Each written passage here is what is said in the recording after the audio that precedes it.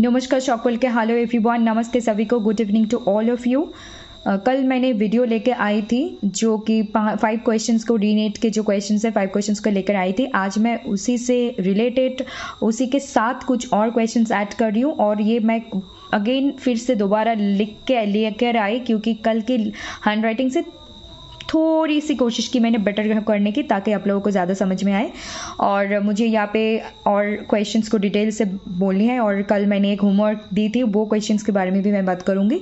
तो पहले मैं बंगाली में बोल रही हूँ, फिर हिंदी में कंटिन्यू करूँगी और प्लीज़ स्किप मत कीजिएगा। अगर आप दोनों लैंग्वेज आपको समझ में आती है तो दोनों में ही देख लीजिए, तो एक ही वीडियो में आप लोगों का रिपीट हो जाएगा 2 बार। और अगर एक एक आपको स्पेसिफिक जो लैंग्वेज समझ में आती है बंगाली और हिंदी में जो आते हैं वो फॉलो कर सकते हैं आप। तो अब शुरू करते हैं। बंगाली में पहले बोलूँगी, बाद में हिंदी में। तो please like comment share and subscribe, ज़्यादा से ज़्यादा like comment share and subscribe कर दीजिए ऐसे वीडियोस के लिए, ताकि अब हम ये सीरीज़ कंटिन्यू कर रहे हैं। और एक बहुत ही कोई भी काम आसान नहीं होता है, लेकिन ऐसी क्वेश्चंस को शेयर करने के लिए बहुत बार इसको मतलब कि चेक करना होता है कि अगर मैंने कुछ गलत कह दिया, तो अगर मैं कुछ गलत इन्फॉर्मेशन दे दी तो ये जितने स्टूडेंट्स वीडियोस को देखेंगे उनके लिए हानिकारक हो सकता है मैंने कुछ गलत कह दी तो ये बहुत केयर से लिखनी पड़ती है। फिर इसको आंसर सही तरीके से लेकर फिर बार बार इसको चेक करनी पड़ती है कि ताकि कोई भूल ना हो, कोई मिस्टेक ना हो। क्योंकि अगर इन्फॉर्मेशन गलत हो गई तो आप लोगों को गलत इन्फॉर्मेशन प्रोवाइड करना मेरी क्या कोई भी किसी भी इंसान की लिए एकदम सही बात नहीं है। तो प्लीज़ ऐसे, और ये कोई भी काम आसान नहीं है, लेकिन परिश्रम हम कर रहे हैं, आप लोगों के साथ एक साथ करेंगे, आगे बढ़ेंगे। तो please like comment share and subscribe कर दीजिए एसपी लिटरेचर को ज़्यादा से ज़्यादा। Okay, so let's get started. আমি বেঙ্গলি में बोल रहे फिर बाद में हिंदी में। আজকে আমি এখানে গত দিনের সঙ্গে কয়েকটা প্রশ্ন অ্যাড করছি, তার সঙ্গে কিছু ইম্পর্টেন্ট জিনিস বলবো, একটা প্রশ্ন ডিউ রেখেছি সেটা নিয়েও আমি কথা বলবো। তো প্রথমেই আছে যে গতকালের থেকে আজকে আমি একটু বেটার রাখার, মানে হাতের লেখা গতকালের থেকে গতকালও বোঝা যাচ্ছে আজকেও বোঝা যাচ্ছে, কিন্তু আমি একটু বেটার করে আনার চেষ্টা করেছি, জানি না কতটা পেরেছি। হু among the following published a series of essays titled The New Criticism? Obviously answer is John Coranzam, you already know and I already shared it yesterday. Then arrange the following works of Dr. B.R. Ambedkar in the correct chronological order of their publication. So ये questions के जो number थे, ये एक मैंने लिखी, लेकिन ये 52 51 है। मतलब क्वेश्चंस एग्जाम हॉल में क्वेश्चन सेट के जो मॉर्निंग शिफ्ट के जो थे, ये नंबर में 51 52 50, but number does not matter here. The main thing is that कि आप लोगों को नंबर से ज़्यादा क्वेश्चंस को पढ़ना है। नंबर तो गलत, मतलब कि नंबर तो रैंडमली रह सकते हैं, नंबर तो इधर उधर हो सकते हैं, लेकिन নাম্বার से ज़्यादा ইম্পর্টেন্ট है কোয়েশ্চেন को ঠিক से पढ़ना और याद रखना। আসলে নাম্বারটা এখানে ম্যাটার করছে না, এখানে এক্সামের শিফট 1-এ 51 52 ছিল, তো আমি এখানে 1-2 করে এনেছিলাম, সেটা তোমাদের সামনে 51 52 লিখে দিলাম। তো নাম্বারটা ম্যাটার করছে না, ম্যাটার করছে প্রশ্নগুলোর উত্তর, প্রশ্নগুলোর কনসেপ্ট। প্রশ্নের নাম্বার নিয়ে অত ভয় পাওয়ার বা চিন্তা করার কিছু নেই। তো 52 নাম্বার কোয়েশ্চেন এখানে বলা হচ্ছে যে কারেক্ট ক্রোনোলজি ডক্টর বি আর আম্বেদকরেরই সবগুলো লেখা। তো ক্রোনোলজি থেকে কিন্তু এইভাবে একজনের লেখাও 5টা চাইতে পারে, আবার অনেক সময় 5 জনের 5টা লেখাও চাওয়া হতে পারে। তো প্রথমেই আমরা এখানে দেখতে পাচ্ছি যে অপশন সি 1923-তে এসেছে the problem of the rupee, it's origin and it's solution. তারপর পাচ্ছি আমরা দি অ্যানিহিলেশন অফ কাস্ট 15 মে 1936। দেন পাচ্ছি আমরা ফেডারেশন ভার্সেস ফ্রিডম 1939-এ। দেন আমরা পাচ্ছি mister Gandhi and emancipation of untouchables, দেন পাচ্ছি Buddha and his Dhamma. Next আমরা পাচ্ছি অ্যাকর্ডিং টু, এটা আমি ডিউ রেখেছিলাম গতকাল, তোমাদের হোমওয়ার্ক দিয়েছিলাম আপনাদেরকে, কিন্তু বিষয় হচ্ছে আমি এখানে কনফিউজ ছিলাম 1 and 2 নাম্বার অপশনস নিয়ে। তারপরেও আমি এখানে অপশন 1কে ঠিক রেখেছি, কিন্তু তারপরেও বলবো তুমি বা তোমরা বা তোরা প্লিজ যদি কোনো গার্জিয়ান, কোনো সিনিয়র, কোনো টিচার, কোনো অফলাইন অনলাইন টিচার যেই থাকে তাদের থেকে যদি জানতে পারো বা পারেন আমাকেও কমেন্ট বক্সে জানাতে পারেন, আমি এটাকে আবার বলবো নিজেরা চেক করে নেওয়ার জন্য। Next, who among the following are recipients of the, এই কোয়েশ্চেন্সটা অ্যাড করার ছিল আমার আজকে, খুব ইম্পর্টেন্ট। এবং অ্যানাদার কোয়েশ্চেন্স কি আছে, মানে next questions, who among the following are the recipients of the Nobel Prize in Literature? এখানে অরহ্যান পামুক, হারাল্ড পিন্টার এবং হার্টা মুলারই পেয়েছেন, বাকি দুজন পাননি। এনারা অন্য প্রাইজ পেয়েছেন, কিন্তু এনারা বাকি দুজন কী কী প্রাইজ পেয়েছেন বা কী কী বিষয়ের জন্য এনারা বিখ্যাত সেটা কিন্তু দেখে নিতে হবে, কারণ মার্গারেট অ্যাটউড এবং মার্গারেট অ্যাটউড থেকে প্রশ্ন চাওয়া হয়, ওনার লেখা থেকে প্রশ্ন আসে, ক্রোনোলজিও আসে, এগুলোকে রেডি রাখতে হবে এবং আদার্স কিছু প্রাইজ পেয়ে থাকলে সেটাও মনে রাখতে হবে। এবং আমি গতকালও বলেছিলাম আমার চ্যানেলে এসবি লিটারেচারে ভিডিও সার্চ করে দেখতে পারেন, তোমরা দেখতে পারো যে list of Nobel prize, list of Nobel prize, list of book prize, list of Pulitzer prize already আমার বলা আছে, সেটা দেখবেন ইউটিউব সার্চ বারে গিয়ে list of this that from recipe literature, তাহলে আমার ভিডিও দেখতে পারবেন বা পারবে। তাছাড়া চ্যানেল পেজে গিয়েও থাম্বনেইল টাইটেল দেখেও খুঁজে নিতে হবে, এটা গত 5-6 মাস আগের শেয়ার করা, তো একটু খুঁজে নিতে হবে কষ্ট করে।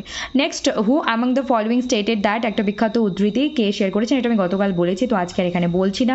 Option C is correct. And next, matching, এই 4 জন কনসেপ্টকে ভালো করে পড়তে হবে, এই 4 জনের আর কি কি আছে লেখা সেটা পড়তে হবে এবং এই কনসেপ্টগুলো ক্লিয়ারলি পড়তে হবে। নেক্সট হলো ব্লুমসবেরি গ্রুপ, এটা লিটারি মুভমেন্ট নিয়েও আমার ভিডিও করা আছে, আমি বলেছিলাম।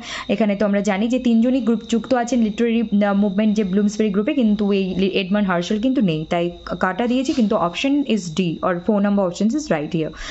তারপর বলা হচ্ছে who among the following is the author of the implied reader and the act of reading, Wolfgang Iser is the correct answer, কিন্তু এখানে ইমপ্লাইড রিডার এবং অ্যাক্ট অফ রিডিং এর বিষয়ে পড়তে হবে, টেক্সটে কি বলা হয়েছে না বলা হয়েছে ইম্পর্টেন্ট, এবং তার সঙ্গে 4 জন ক্যারেক্টারকে এনারা আর কোন কোন লেখার জন্য বিখ্যাত, এনারা দ্বারা কোন কোন লেখা ইউজিসি নেট সেট গেট প্রশ্নে আসে চাওয়া হয়, সেগুলো নিয়ে কিন্তু বিস্তারিতভাবে রেডি থাকতে হবে, এবং এগুলো খুব রিপিটেটিভ ক্যারেক্টার, রিপিটেটিভ কনসেপ্ট এনাদের থেকেই চাওয়া হয় এক্সামে, এনাদের বাদ দিয়ে আসবে না প্রশ্ন।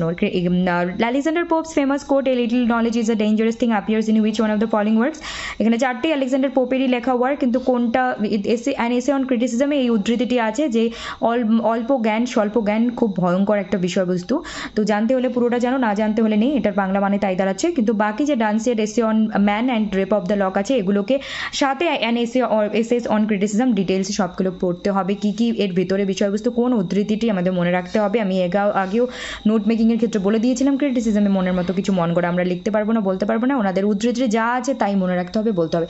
নেক্সট, এখন আমি হিন্দিতে বলছি, তারপরে এই ভিডিওটাকে এন্ড করছি। এই ধরনের ভিডিওর জন্য কি করতে হবে, যে অনেক পরিমাণে বেশিভাবে সবাইকে শেয়ার করতে হবে, নিজে সাবস্ক্রাইব করতে হবে, বেল আইকনকে প্রেস করতে হবে যাতে করে কোনো আপডেটস মিস না হয়, এবং কমেন্ট করতে হবে, ভালো মন্দ আমাকে সাজেশন দেওয়ার থাকলে সেটা, কোনো প্রশ্ন জানার থাকলে সেটা, কোনো স্পেসিফিক বিষয়ে টপিক যদি আলোচনা করা থাকে সেটা, এবং অবশ্যই কি করতে হবে, लाइक करते হবে। नेक्स्ट, अभी हम हिंदी पे आ रहे हैं।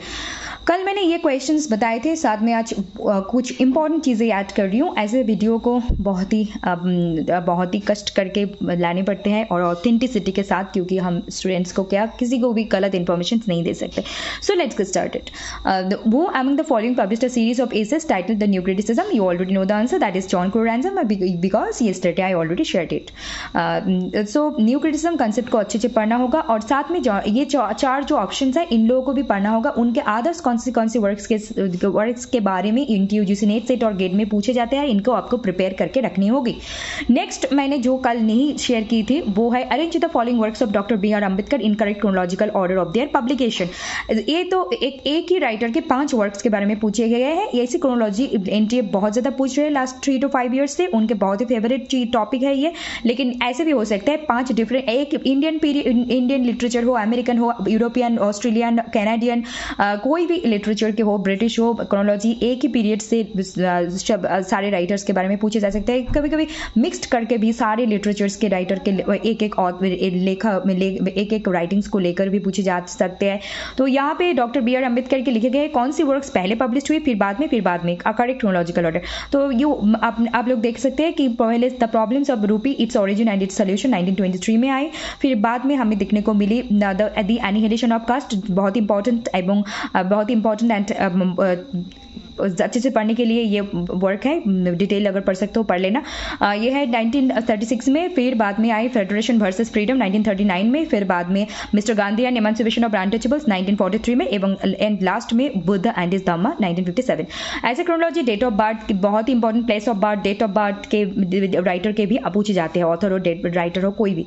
Next one, according to MLA handbook the machines of approach refers to technical questions that writers must follow, these include, कल मैंने ये होमवर्क आप लोगों को दी थी, लेकिन मैं यहाँ पे 1 और 2 नंबर क्वेश्चंस के बीच में टक ऑफ हो गई थी, मुझे लग रही थी कंफ्यूजन हो रही थी, मैंने ऑप्शन 1 को टिक की यहाँ पे, लेकिन आप लोगों को मैं कहूँगी आपकी टीचर हो, आपके पेरेंट्स हो, आपके ब्रदर सिस्टर्स हो, आपकी कोई भी हो, ऑफलाइन ऑनलाइन टीचर हो, उनसे इनसे बात कर लेना।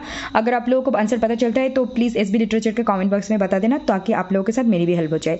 लेकिन अगर मैं खुद से लाऊंगी तो मुझे और ज़्यादा टाइम चाहिए, मुझे ये डिटेल्स बुक पढ़नी होगी, फिर बाद में लेगा से, और अगर बाद में मतलब नेक्स्ट बाद में वीडियो में लाऊंगी, मैं आप लोगों को बता दूंगी कि ये ऐसी क्वेश्चंस के मैंने कि पहले भी की थी प्रीवियस ये क्वेश्चन सॉल्व कर रीनेट के, मतलब जून कैंसिल हो गए जो जून के जो एग्जाम के जो ऑफलाइन क्वेश्चन पेपर थे वो भी मैंने सॉल्व करवाई थी, और एक दो अगर कुछ मिस्टेक हुआ हो लिटिल थोड़ी सी भी मैंने नेक्स्ट वीडियो में क्लैरिफाई कर देती हूँ।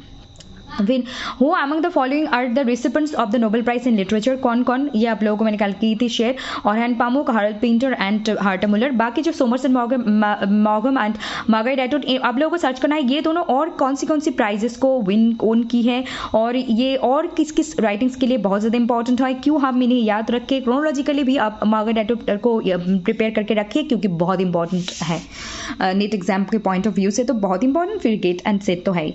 Who among the following stated that true philosopher and the true poet are one, and a beauty which is truth and a truth which is beauty, the aim of both, ये option C Ralph Waldo Emerson the correct answer. Matching मैंने कल बोली थी, आज मैं नहीं बोलूंगी। चारों कैरेक्टर चारों कॉन्सेप्ट्स को अच्छे से तैयार करना है, इन चारों कैरेक्टर्स प्रोमिनेंट फिगर्स के और कितने राइटिंग्स है और क्रोनोलॉजिकली प्रिपेयर करके रखनी है, क्यों पढ़े हम, उनके कौन सी कॉन्सेप्ट्स कितनी ज़्यादा इंपॉर्टेंट वो आपको प्रिपेयर करनी है खुद से। Next, who among the following was associated with Bloomsbury group, मैंने कहा था जो नहीं है मैंने उसको क्रॉस कर दी, जो है उसको टिक कर दी, but the right answer is option 4 और option D. Who among the following is the author of the implied reader and the act of reading, the correct answer is option B Wolfgang Iser, but ये रोला Barthes, Stanley Fish, Hans Robert Jauss and Wolfgang Iser, इन चारों को detail में study करनी है क्योंकि ये रिपीटेटिव है, इन फिगर्स को तैयार रखनी है क्योंकि ये पूछे जाएंगे। साथ में implied reader and act of reading को भी इंपॉर्टेंट लाइन्स कौन सी कॉन्सेप्ट्स और चीज़ों को दिमाग में रखनी है वो भी नोट करके पढ़नी होगी। Next, Alexander pops famous quote, a little knowledge is a dangerous thing, appears in which one of the works of following, ये चारों वर्क्स अलेक्जेंडर पोप के हैं, चारों ही बहुत ही ज़्यादा इंपॉर्टेंट है net exam point of view से, और यहाँ के करेक्ट ऑप्शन है एनालिसिस ऑन क्रिटिसिज्म, और बाकी जो है ये सारी चीज़ें आपको डिटेल्स में पढ़नी है क्योंकि यहाँ से नेट में तो डेफिनेटली क्वेश्चंस पूछे जाते हैं, साथ में सेट और गेट में भी। और ये हिंदी में अगर हम वो कहेंगे कि little learning is a dangerous thing, क्योंकि जो सीमित जो ज्ञान होते हैं, सीमित जो पढ़ाई करते हैं हम, वो बहुत ही ज़्यादा भयंकर है, क्योंकि अगर पढ़ना है तो अच्छे से पढ़ो, डिटेल में नॉलेज लो, स्टडी करो, लेकिन आधा अधूरा पढ़ाई करके हम बहुत ज़्यादा घमंडी हो जाते हैं। लेकिन अब पूरा शिक्षित हो जाएंगे अपने अंदर के विवेक से भी, कॉन्शियस से भी, और अब अपने आपकी एक एजुकेशनल नॉलेज से भी, तो आप ज़्यादा घमंडी नहीं होंगे, आपको पता होंगे कहीं सही और गलत क्या है। और अगर ज़्यादातर हमें देखने को मिलते हैं, बंगाली में एक बात कही जाती है, अल्प विद्या भयंकरी केदा खेतुर बाहादुरी, बेंगली যারা জানে তারা বুঝতে পারবে, তার মানে এটা আমরা একটা প্রবাদ বাক্য ব্যবহার করে থাকি, সেটা এখানে আলেকজান্ডার পোপ বলছেন, এ little knowledge is a dangerous thing, অল্প জ্ঞান, স্বল্প জ্ঞান খুব ভয়ঙ্কর বিষয়, তো জানতে হলে পুরোটা জানো না, আধা অধুরা জেনে বেশি ঘমন্ডি হয়ে বা ভুলভাল প্রয়োগ করা একদম উচিত নয়। তো এই হচ্ছে বিষয়বস্তু, this is the thing I have to share with you today.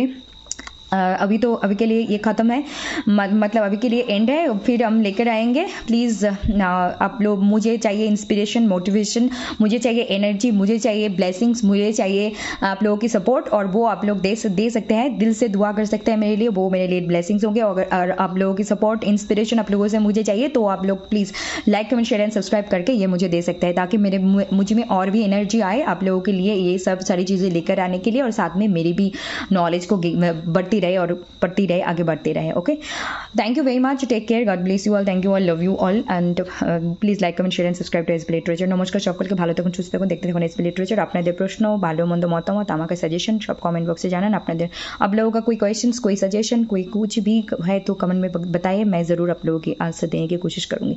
नमस्ते, टेक केयर, एंड बाद में हम और भी चीज़ें लेकर आएंगे। गेट के पेपर 1, यूजीसी नेट के पेपर 1 सेट है, WB सेट है 15 दिसंबर को, उसके लिए भी, और ये क्वेश्चंस तो कंटिन्यू होंगे। 3 सेट्स, मुझे 3 सेट आप लोगों को करवानी है, बहुत टाइम लगेंगे क्योंकि शिफ्ट 1 है, शिफ्ट 2 है, फिर एक सेंटर में एग्ज़ाम की जो प्रॉब्लम हुई थी, उसके बाद और एक री नेट ले गई थी, वो 3 क्वेश्चन सेट है इस बार के री नेट के।